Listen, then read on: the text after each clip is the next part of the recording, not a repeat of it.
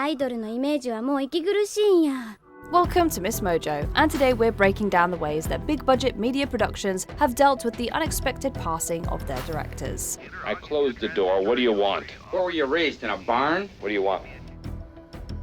Swap them out and keep going. Thankfully, there aren't an overwhelming number of cases in which the untimely death of a director has thrown a chaotic wrench into a production. But with that in mind, it's important to note that it has happened, and it's posed significant problems. But you probably would have guessed that. In most instances of such a passing, it may not be a huge surprise to learn that in order for movie studios to protect themselves and their sizable investments, they'll simply hire another director to fill the shoes of the deceased. This can produce interesting, sometimes morbidly amusing results, like in the case of director Robert Altman's final film, 2006's A Prairie Home Companion. Hello everybody on a Saturday night. Welcome to a live broadcast of A Prairie Home Companion. A Prairie Home Companion. It was a live radio variety show.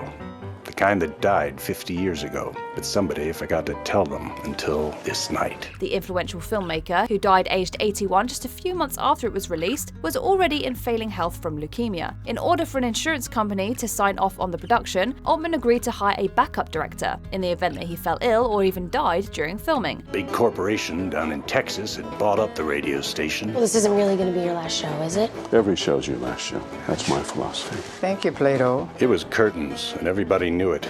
A lot of good people up there. These folks put their lives into this. Well, now they can put their lives into something else. You're going to say something about it. How about just a moment of silence? Silence on the radio. I don't know how that works. Given his outsized reputation, Altman secured a pretty good benchwarmer, multiple Oscar nominee Paul Thomas Anderson, then best known for Boogie Nights and Magnolia. Ultimately, Altman was able to finish the shoot without Anderson needing to step in, although we can't help but wonder what an Altman-Anderson mashup might have looked like. Hey Lola, heard you're gonna sing a song for us. I only know my own songs. Well, sing one of them then. They're mostly about death. Oh. She shot the bastard in the heart and ruined his nice suit. I used to listen to this show every week. Well, it was great in its time, but the time's up. Life moves on. Of course, that doesn't quite answer the question. What about when the person helming a film actually does pass away? Unfortunately, a handful of historical movie productions have had to learn the hard way. It was a beautiful ceremony, wasn't it? Yes, very. And the devotion of the people, it was touching. They all seemed so happy. They were taking to you, I could feel it. Decades before Altman, Anderson, and Prairie Home Companion, German-born director Ernst Lubitsch died a mere 8 days into the filming of the 1948 musical That Lady in Ermine. Luckily, Lubitsch had a trick up his sleeve. That would be his friend and fellow director, Otto Preminger. Preminger was hired by 20th Century Fox co-founder Darryl F. Zanuck a few years earlier to substitute for Lubitsch on 1945's A Royal Scandal, while Lubitsch recovered from a spell of poor health. That made Preminger a natural fit to take over for Lubitsch in the case of That Lady in Ermine. Despite helming the majority of the shoot, Preminger refused credit for his work, out of respect and reverence for Lubitsch and his esteemed career. When I'm sad, you will play something gay. When I'm gay, you will play something very, very sad. When I'm angry and break the violin over your head, don't worry. You'll get a new violin. A similar instance occurred during the production of the 1968 British spy film A Dandy in Aspic. It would turn out to be versatile auteur Anthony Mann's final project, as much like Lubitsch, he would die of a heart attack in the middle of production. Do we wait here? No. Henderson, or whatever his name is, lives in that building just there. How do you know? He sent me a postcard. How the hell do you think I know? Not from you, anyway. The man's such an amateur. He even tried following me. However, instead of hiring a pro like Preminger, Columbia Pictures chose an interesting alternative route, allowing Lawrence Harvey, who starred alongside Mia Farrow, to command the director's chair. Admittedly, Harvey had directed 1963's The Ceremony, meaning he wasn't a totally left-field choice. The actor-turned-director would himself die just 5 years later. Ironically, Harvey was similarly ill during production and passed away before the release of the film, 1974's Welcome to Arrow Beach. I said get an ambulance over there right away. Hey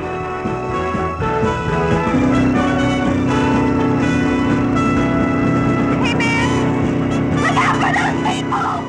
Generally, it seems that the preferred option is simply filling the late director's seat with another qualified professional. This includes even incidences in which the filmmaker tragically lost their life to an on-set incident. Consider the mostly forgotten 1982 NBC miniseries World War III, originally set to be directed in its entirety by industry vet and father of Katie, Boris Sagal. So what in the hell are you doing on my land?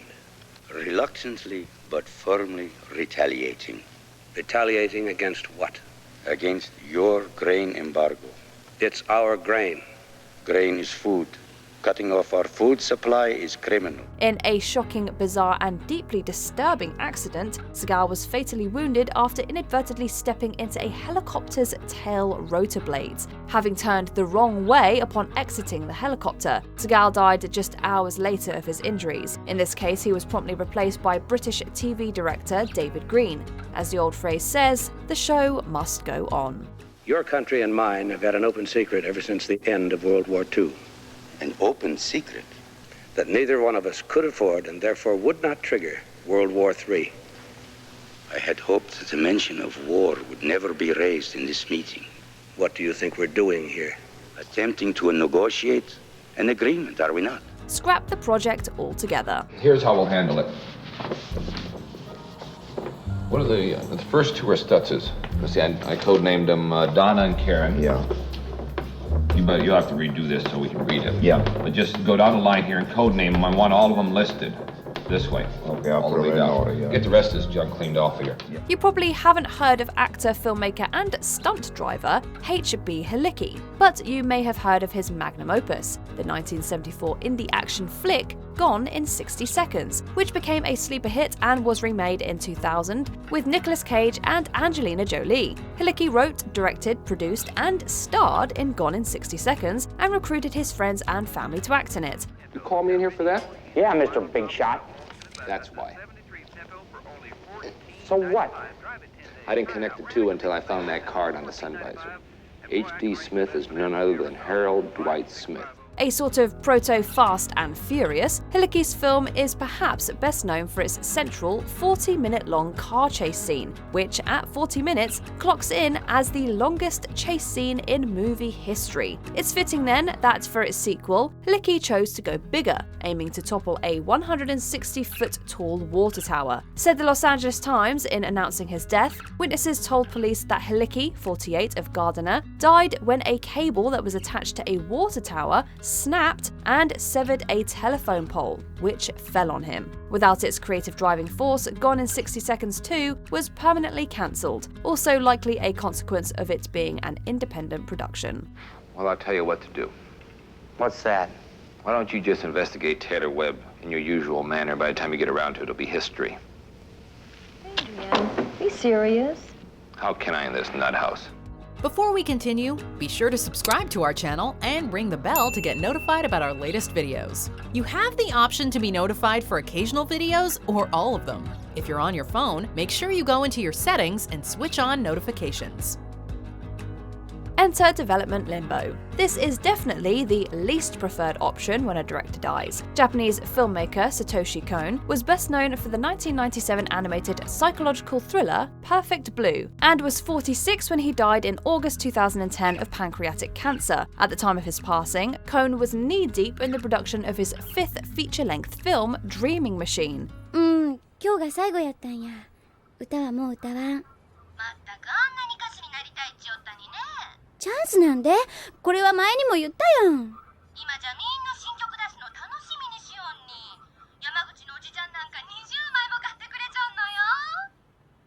お母さんたちにはこの業界のことわからんけんや。The auteur had mostly kept his grave illness a secret from the crew at animation studio Madhouse, and his death essentially ground production to a seemingly permanent halt. The last update on the project, as of 2025, came in August of 2016. Said producer Masao Maruyama, "For 4 to 5 years, I kept searching for a suitable director to complete Kon's work. Before his death, the storyboard and script, even part of the key framed film, was already completed. created. Then I thought, even if someone can mimic Kon's work, it would still be clear that it's only an imitation. While Maruyama has declined to put Dreaming Machine to bed, the film now serves as an unfortunate cautionary tale as to what can go wrong when working on a movie, and how it can be impossible to recover from. ほらね、だから言ったじゃない。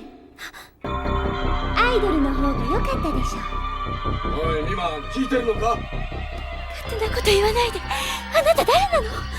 私はアイドルだよ。みんなも待ってる。だからまたレイやユキコと一緒に歌うの。What do you think is the best way to handle a director's unexpected passing? Be sure to let us know in the comments down below. Will you look at that? Hey, I think I'm in love. I'm talking about the car, Stanley. 10 to 1 she left the keys in it.